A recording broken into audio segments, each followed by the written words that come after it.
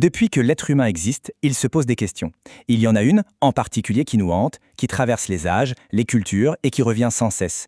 Aujourd'hui, on va se pencher ensemble sur cette fascination, à la fois intemporelle et très controversée, pour la communication avec l'au-delà. C'est la question fondamentale, n'est-ce pas? Celle qui est à l'origine de tout. Est-ce que tout s'arrête ou est-ce qu'il y a autre chose? Et si c'est le cas, est-ce qu'on peut, d'une manière ou d'une autre, contacter celles et ceux qui ont franchi ce voile? C'est tout l'objet de notre enquête du jour. Alors, pour décortiquer un sujet aussi vaste, on va suivre une feuille de route assez simple.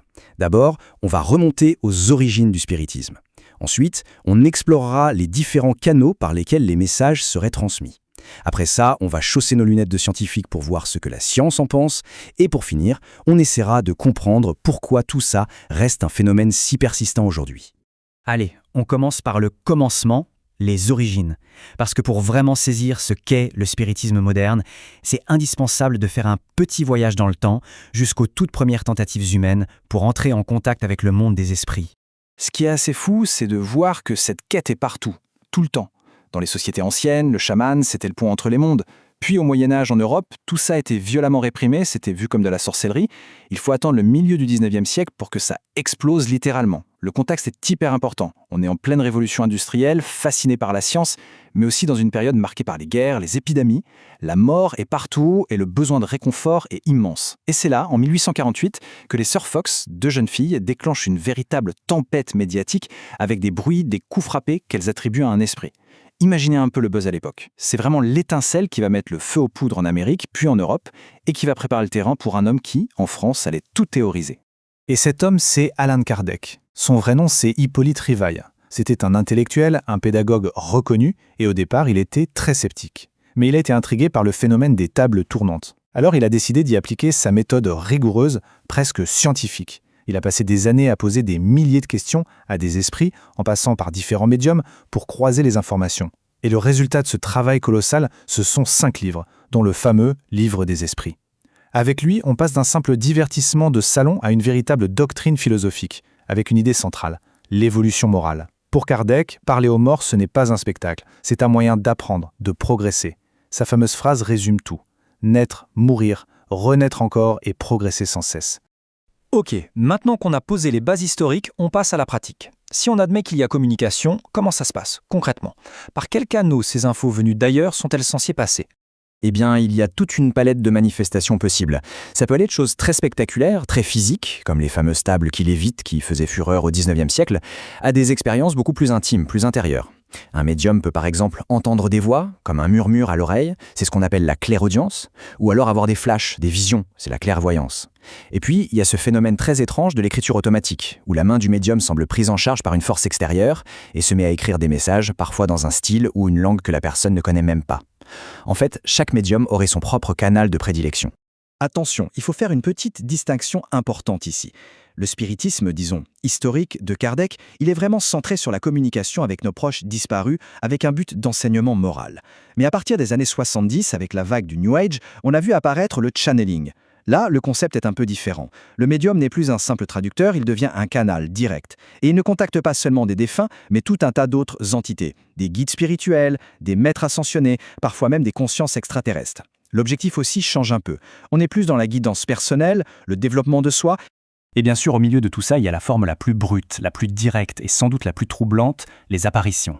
Voir une silhouette, sentir une présence tellement forte qu'elle en devient presque tangible, c'est probablement le phénomène le plus ancien, celui qu'on retrouve dans absolument toutes les cultures du monde et qui semble souvent lié à des lieux ou des moments de très très forte charge émotionnelle, comme juste après la perte d'un proche. Bon, on a exploré l'histoire, les méthodes, les croyances.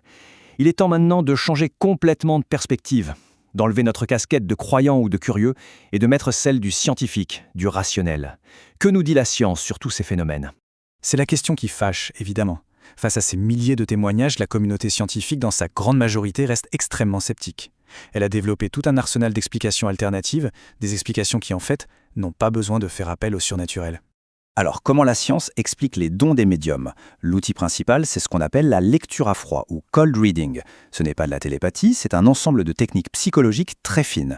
Le médium va lancer une affirmation très générale, du type « je ressens la présence d'un homme plus âgé qui avait des soucis de respiration », ça peut correspondre à des millions de personnes.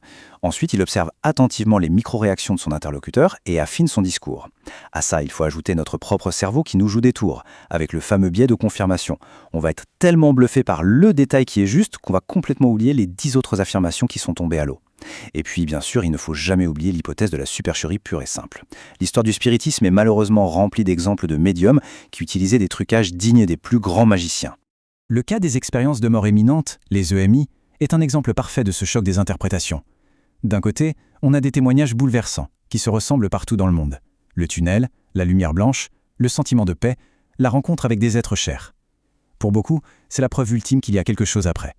Mais de l'autre côté, les neurologues ont des explications. Ils nous disent qu'un cerveau en état de stress extrême, qui manque d'oxygène par exemple, peut générer des hallucinations très structurées, libérer des cocktails de neurotransmetteurs qui provoquent l'euphorie, et que ces phénomènes biologiques pourraient très bien expliquer ces visions.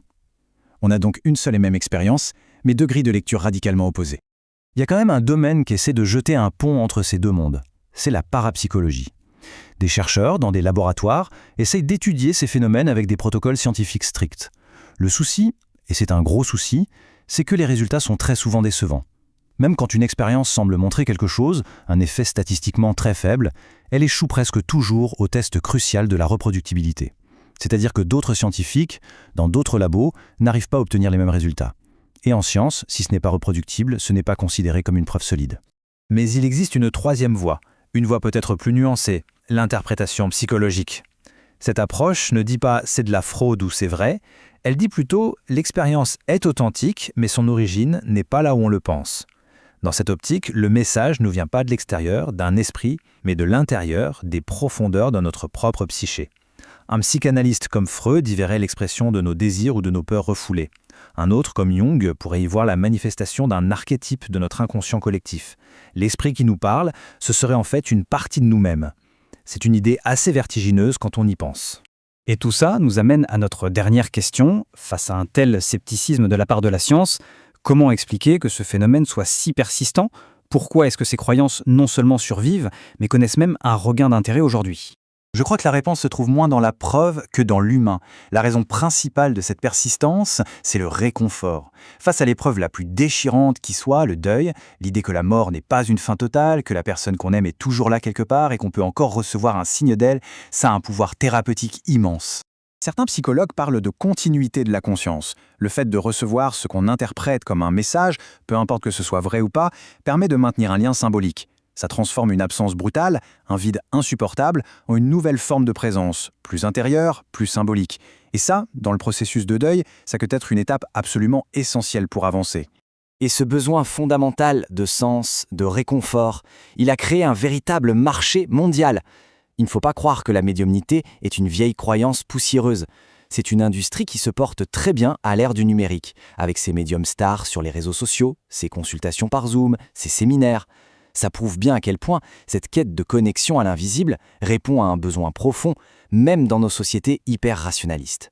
D'ailleurs, il suffit de regarder autour de nous pour voir à quel point cette influence est durable. La communication avec les morts, c'est un thème qui infuse toute notre culture. Ça va du créateur de Sherlock Holmes, Arthur Conan Doyle, qui était un spirit acharné, à des films cultes comme Le Sixième Sens, ou des séries qui ont cartonné comme Medium ou Ghost Whisperer, jusqu'aux millions de vidéos sur le sujet qu'on trouve sur YouTube aujourd'hui. Cet imaginaire est partout, il nous fascine, il nous accompagne.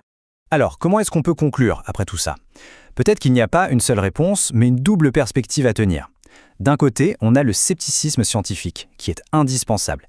Il nous demande des preuves, de la rigueur, et il nous protège contre la naïveté ou les manipulations. Et de l'autre côté, il y a le respect de l'expérience vécue. Reconnaître que pour une personne en deuil, une communication peut avoir une signification personnelle profonde et une valeur thérapeutique immense, quelle que soit son origine objective. Au final, la question reste entière. Est-ce que ces messages sont des communications authentiques venues d'ailleurs ? Est-ce que ce sont des projections incroyablement complexes de notre propre esprit qui cherchent désespérément du sens ? Ou est-ce que c'est un mystère que notre science, aujourd'hui, n'a tout simplement pas encore les outils pour comprendre ? Pour l'instant, je crois que la réponse, elle appartient à chacun d'entre nous. Merci d'avoir suivi cette analyse.